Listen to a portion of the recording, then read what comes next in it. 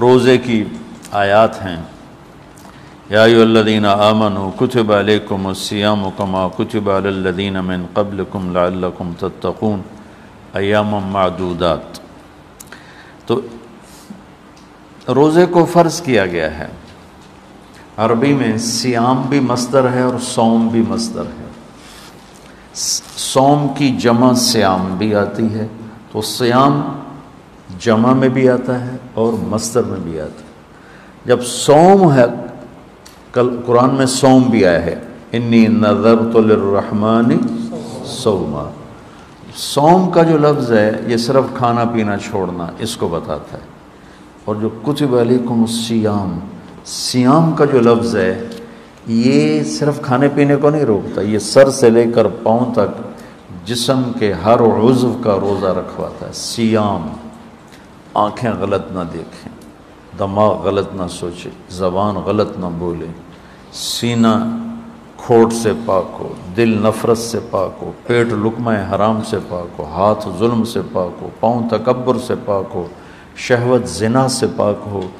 اس طرح پورے اپنے وجود کا جو روزہ ہے اس کے لیے ہے لفظ صیام۔ اور یہ ایک ایسا عمل ہے جو بندے اور اللہ کے درمیان ہے۔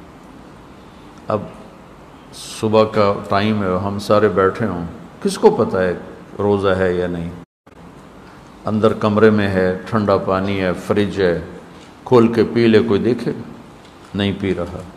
یہ ادا اللہ کو ایسی پسند ہے کہ اس پر اللہ تعالیٰ نے کہا الصوم لی وانا اجزی بہی، یا الصوم لی وانا اجزا بہی، روزہ میرے لیے ہے اور روزے کا بدلہ میں خود ہوں، روزے کا بدلہ میں خود ہوں۔ اللہ خود روزے کا بدلہ بن جاتا ہے۔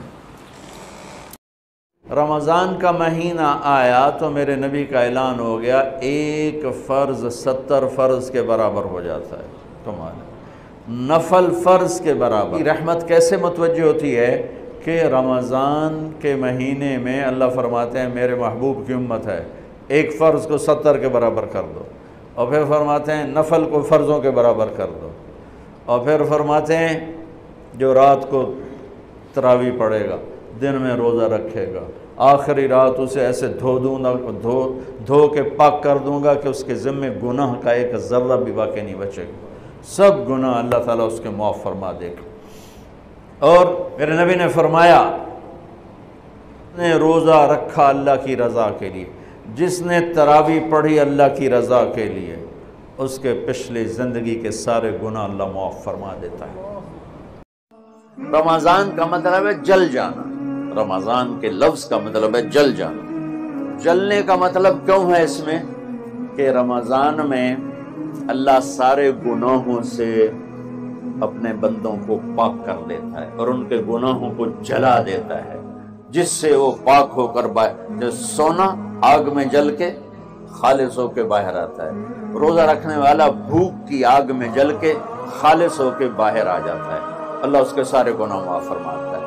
تو میرے عزیز، رمضان شریف آ رہا ہے، اپنے دل کو کینت سے صاف کرو، بغض سے صاف کرو، نفرت سے صاف کرو، کسی سے لڑے ہوئے ہو اللہ کے واسطے صلح کر لو۔ یہ لڑنے کی جگہ نہیں ہے، محبت کر کے جاؤ تو اللہ بڑے اونچے عالی درجات نصیب فرمائے۔